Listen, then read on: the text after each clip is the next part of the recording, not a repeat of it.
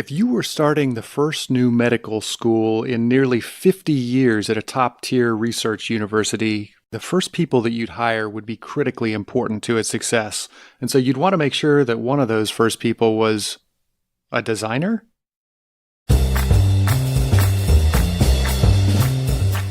Hello and welcome to Data Point, the podcast where we talk about all the ways that data and analytics are driving innovation in healthcare today.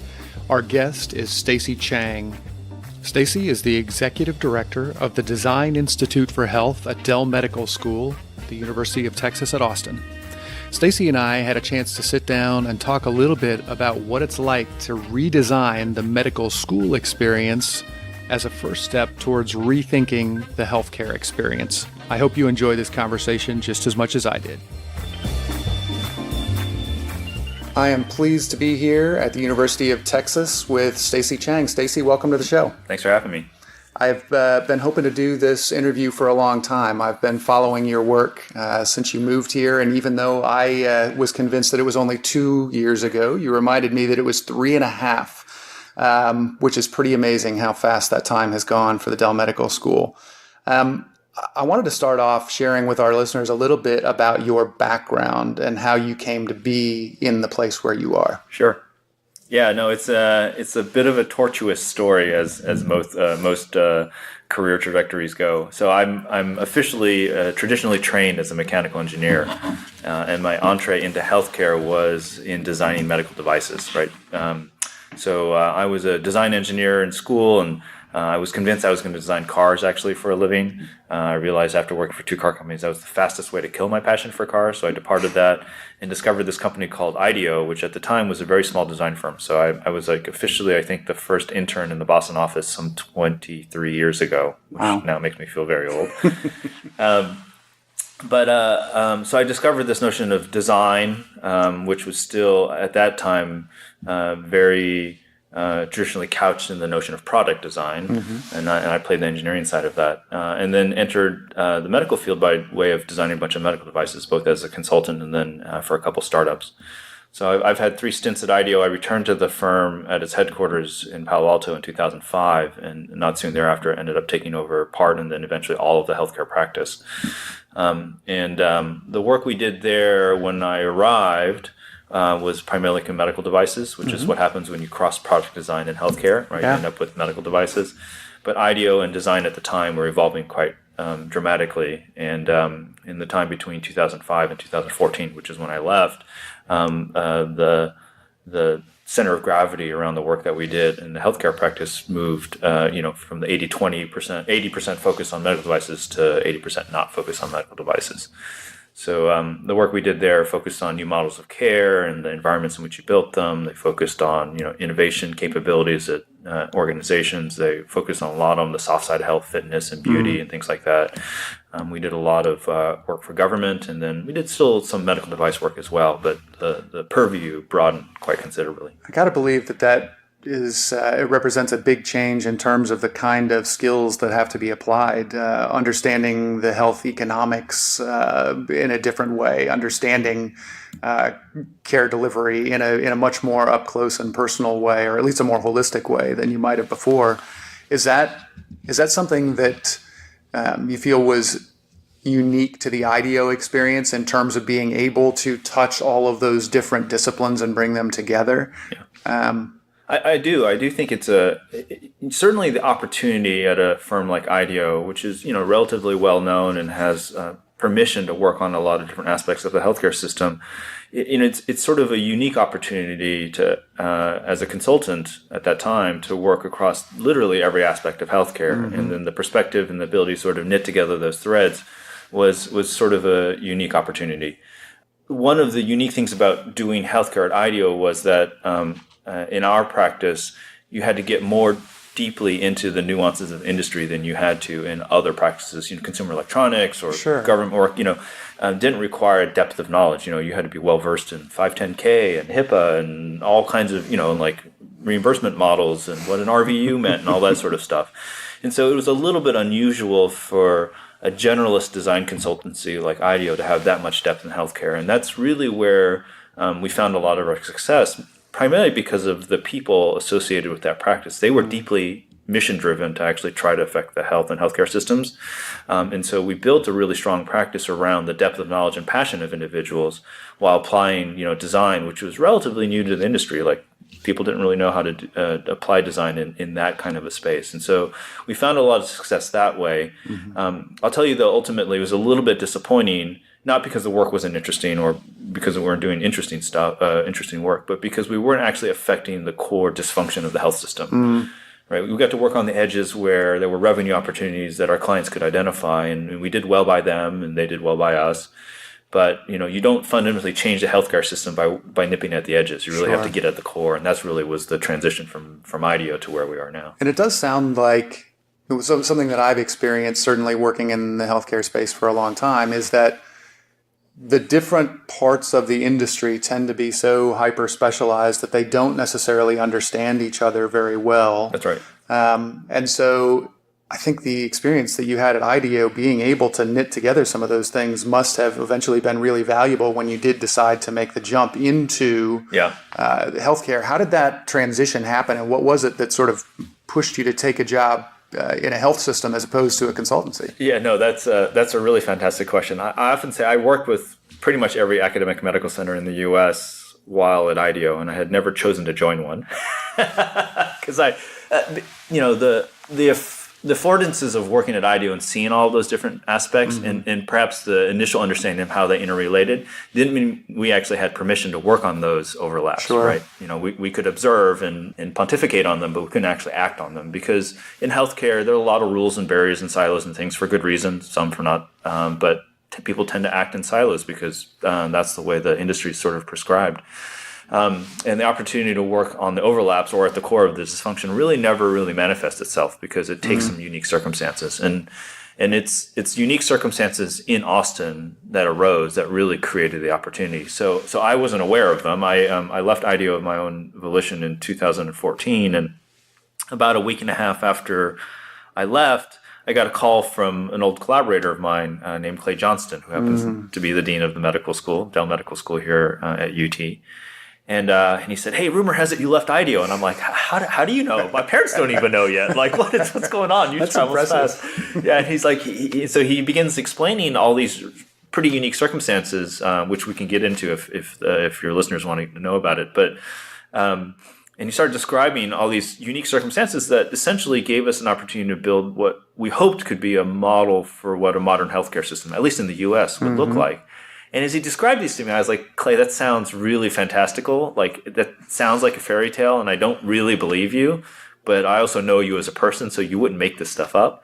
And so he said, "Well, you should at least come down and visit, and we can talk about, like, how you might contribute to this." And I thought it would be, I'll consult as an individual, right? Austin's a fun town. I wouldn't mind spending some time there. Sure. And I came down and visited. I think it was in December of 2014, and 2.5 months later, we announced the Design Institute. And it has been an amazing ride since then, a very fast one, but an opportunity to really work on some of the core dysfunction of healthcare because of the circumstances here. Yeah. And for those who don't know, we won't go too deep into it, but the University of Texas Dell Medical School is a pretty unusual circumstance. And you were telling me earlier that you were actually employee 21 or something like that of the Dell Medical School. And I was just thinking, well, first of all, I know that there haven't been any new medical schools in major state universities in, 50 years before this? That's right. But I'm guessing that none of them hired the head of a design institute as employee 21. Yeah, no, that's quite remarkable. And Clay Johnson deserves all the credit for that. Like, he felt that design had a role from the beginning if we're trying to design something that hadn't been created before. And so, yeah, I was employee 20 or 21. I can't remember. We can argue with HR about that. But we also represent, I don't know of another academic medical center that has 3% of its staff as designers, right? That's remarkable. I've talked to colleagues of mine in other places, they're like, yeah, maybe there's 3 of us, but not 3%, right? And so we represent a not an insignificant proportion of the staff here, and that tells you how much we've been embedded from the beginning. So tell me a little bit about that, about the remit as you started. Again, for those who haven't been to Austin recently, not only is there a new medical school in terms of having faculty and students, but there are lots of new facilities, there are partnerships in place. Can you tell us a little bit about the role that the Design Institute played in the shaping of what would become this ecosystem? Yeah. Well, I'll rewind just for about 30 seconds and I give, I think, probably the most important context, which is, about 6 years ago, the local taxpayers voted to raise their property taxes very significantly to generate a ton of revenue to essentially pay for healthcare for the poor and underserved. And so if you're below a certain poverty level in Travis County, you get healthcare benefits, which has real economic benefits because you're not waiting for people to get super sick and have to take advantage of really expensive care. Yeah. It also has real human benefits because people are not getting sick, right? Absolutely. In the same way that they might otherwise. So in the local payer, government payer has committed to a different reimbursement model, which is value-based reimbursement rather than fee-for-service. We know fee-for-service really hasn't served society well. If you look at the outcomes of the U.S., we're pretty far behind the curve. And so it's that really is the anchor of what makes, and there's a lot of other ones, but the anchor of what makes this area region unique. And then the medical school's role is to help define and develop some of those models. So then if you layer that back one more, the role of the design institute is actually to be, on the one hand, very provocative. Healthcare systems and the denizens of healthcare systems tend to think in the way that they've worked before, right? Sure. And not because they're not creative, but they've had to accommodate a lot of the dysfunction in the system and try to make it work. Part of the design institute's role is to provoke them out of that traditional posture, but then not to leave them out in the in the desert wandering about, right? Is to help them with the design process, bring those courageous aspirations to fruition in a very different model. And that's what design is about, taking these really fantastic ideas that are theories and notions, and then actually turning them to actual manifestations in the marketplace and in practice. So broadly speaking, with a sort of a grand hand wave, that's sort of the role of the design student, is to actually provoke and then to help execute the change that we all sort of want to see. Fantastic. And it's a great place for our break here. We're talking with Stacey Chang from the Dell Medical School, and we'll be right back, so stick around. Hey everybody, this is Reed Smith. And this is Chris Boyer. And we are co-hosts on a show called Touchpoint, which is a podcast that's dedicated to the discussions on digital marketing and online patient engagement strategies, not only for just hospitals, but health systems and physician practices. In every episode, we'll dive deep into a variety of topics on digital tools, solutions, strategies, and other things that are impacting the healthcare industry today. And while you listen to this show, we would certainly love you to check out ours. All you have to do is swing on over to touchpoint.health for more information, and also some of the other shows that are featured on the Touchpoint Media Network.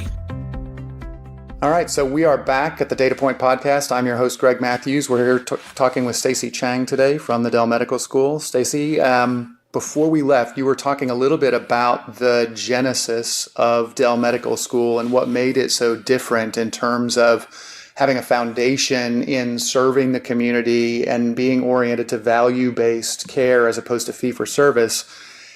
That sounds great. It sounds like a great recipe for being able to make the kind of systemic changes that you were talking about, in 3.5 years, which admittedly isn't that much time in healthcare terms. Can you tell us about some of the things that have happened that give you some confidence that we're moving in that direction? Yeah, absolutely. I would say one of the bigger projects in these first 3.5 years is actually launching an example of what value-based care looks like in specialty clinics. So we inherited a building that was not designed for our model of care. We redesigned it entirely and stood up, integrated practice units, and this starts in the healthcare nerd talk, but, integrated practice units. All of my listeners are healthcare nerds, believe me. We're good. We're in good company. So integrated practice units, and actually the affordances you create, the space, the technology, the service models, the experience blueprint, all those sorts of things in order to achieve the outcomes you want from a value-based model require thoughtful design, right? Absolutely. How do you design spaces so that team-based models of care allow providers to interact and interface and overlap? How do you design a different experience so patients have a greater role and feel like they can do shared decision making, do their own goal setting, report their own outcomes, things like that. And so, there's an hour we could talk about the clinics themselves, around everything from the elimination of waiting rooms to how we integrate, the teams together and things like that. And so that was one really big project. But I think one that we've only just recently completed the planning on, the sort of the development of the strategy around, is actually what happens when you try to remake a mental health model. And so your listeners know full well how far behind the curve we are in terms of mental health models, and it's the same is true in Texas. We were the beneficiaries of a pre-planning grant from the Texas State Legislature to actually rethink what the mental health model would look like for roughly about a sixth of the Texas population. So It's a lot of people. It's huge. And interestingly, it's anchored around what we would traditionally call the state insane asylums, the state hospitals, right? Which is not a modern model for mental health. No. People get admitted to those state hospitals after they go into crisis, and there's not much else for them, right? So it's actually a representation of what happens when we fail to intervene early, identify, diagnose, and manage, emerging mental illness. So we've had the benefit of actually helping to rethink what that entire model should look like. And I'll give you really the thesis statement. Most of our money, literally, and then our effort is spent intervening once someone has had a mental health crisis. Sure. Right. They show up in an ER, or even worse, they commit a crime because of their illness, and they enter the system either through the criminal justice system or through the ER or one of the mental state institutions, and then we have to bring them back, ideally, to some sort of state of stasis, or at least normalcy, and you're managing that. And crisis is expensive, not just from a cost standpoint, but from a human standpoint. Absolutely, yeah. For the individuals who are suffering. It's also really expensive, right? And so we would do much better to help reduce the stigma, help people identify or get diagnosed or screen in venues other than hospitals or ambulances, and then begin to manage them so that they don't ever end up in crisis.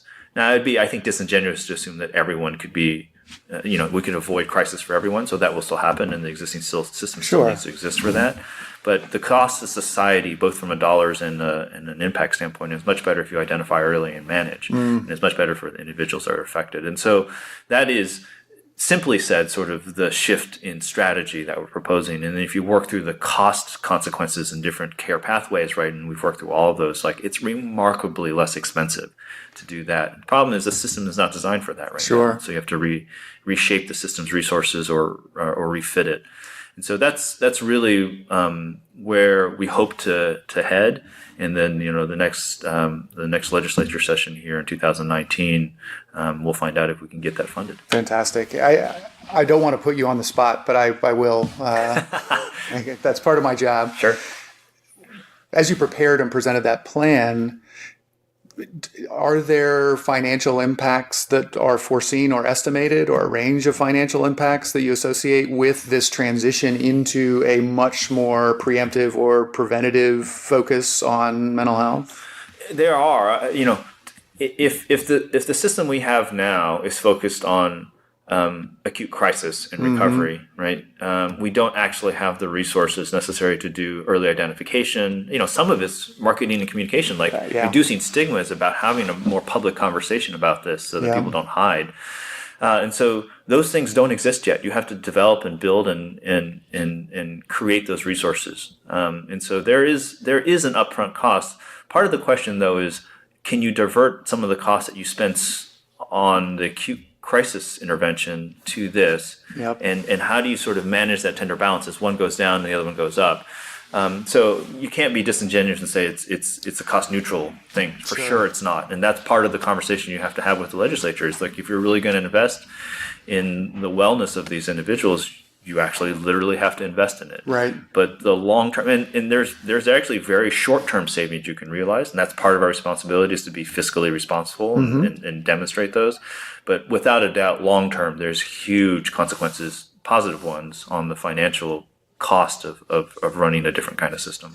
And it's, I'm sure, almost impossible to measure how far those ripples go when you think about, people not losing their jobs because they didn't have an absenteeism problem, people not becoming homeless, people not, as you said, committing crimes. I mean, enormous impact socially and financially. Absolutely. It's amazing to see an organization so new being able to take on and participate in such a big initiative that's so important for the population. It is. It's a privilege to actually work on something like this. It really is, to have an opportunity to imagine and rethink the core of some of our societal norms and how we encounter and engage with people who have mental illness. It's some of the most important work we can do. Absolutely. And I really, because I do a lot of analytics work for a living, I've actually begun to see some of those stigmas beginning to wane a bit, some more awareness. I think between our issues around gun violence and the opioid epidemic, there's so much more mental health that's been thrust into the national dialogue. Yeah. It seems like perfect timing to actually come forward with a plan that says, hey, let's put a plan in place to start addressing these things. Yeah, absolutely. I would love in our last few minutes here to hear a little bit about some of the work that you're doing outside the governmental system, maybe some of the connections that you're making with industry. Yeah. One of the things I'm really curious about is how the healthcare industry as a whole is becoming a little bit more open to integration with the actual care delivery systems. Mm-hmm. Can you tell us a little bit about some of the work that you're doing with manufacturers, whether they're pharma or med device or digital health, whoever it might be? Yeah, and so we work with all of the aforementioned, and our engagements with them are very conscious, right, and conscientious. Both of those are apt descriptors. They represent capability that we need to channel if we're really going to shift, population's health, society's health, and they have certain motivations, but they do align, right, in remarkable ways. So I'll give you an example. We're working with a pharma company that has a remarkable drug in the pipeline that will, I think, and it's not hyperbole, probably revolutionize the treatment of some specific chronic diseases. Part of the problem, though, is there's not enough screening of populations for that chronic disease to actually represent a marketplace that they could serve. And so they have an interest in actually doing better screening, as do we. Yeah. People with this specific chronic disease need to be better identified so we can intervene earlier. So they've asked us to design a very low-cost medical device that allows screening to be done for pennies on the dollar, the way they are now. Wow. And to be deployed. And they have agreed that once we're finished designing the device, that it'll be open source. They'll open source it. They'll just give it away. It has a unique benefit to them, obviously, because it creates the marketplace they need in order to make for a viable business model. But it has massive impact on communities and society because we'll be able to screen better that way. And so those are the kind of alignments that we look for. We're working on a couple technologies. We're working on a couple different things, each of which serves society's needs around health better, and also has a benefit commercially to some of our partners. And I never apologize for those, right? Because those are definitely win-win-wins. I find it so encouraging when I see people in healthcare, which can be so driven by risk management and the massive financial responsibilities that are associated with it, who are willing, as Dell Medical School was, as the people of Austin were, to step outside the comfort zone and really think beyond, whether it's the pill or the device or the exam room, and think about how those things all work together. Yeah. Is that a part of what you see as sort of the fundamental mission here in the Design Institute for Health? Yeah, it is. It is as much a mission of the Design Institute as it is of the medical school. So the Dell Medical School's remit, its aspiration is not to become the largest operator of healthcare systems or the largest purveyor of care.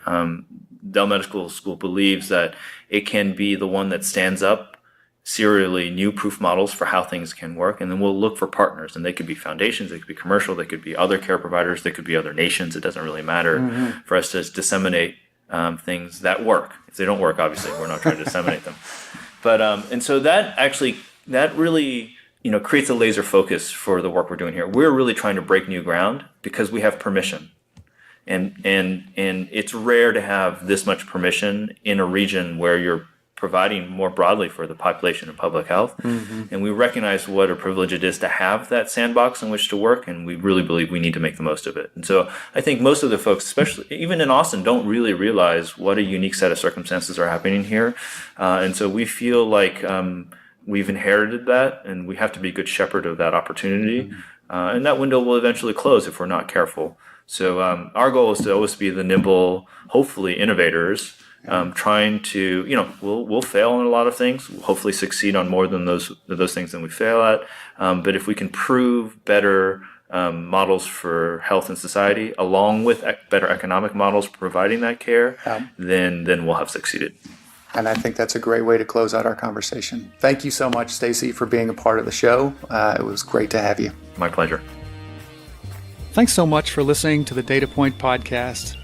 If you like what you've heard, please do rate, review, and share it with your social network. It means a lot. And if you have ideas for show topics or guests, please email them to me at greg@healthquant.health or send a direct message to @ChiMoose on Twitter. That's CHIMOOSE on Twitter. For more information about this show or any of the terrific healthcare podcasts in the Touchpoint Media Network, check them out at touchpoint.health. See you next time. This has been a Touchpoint Media production.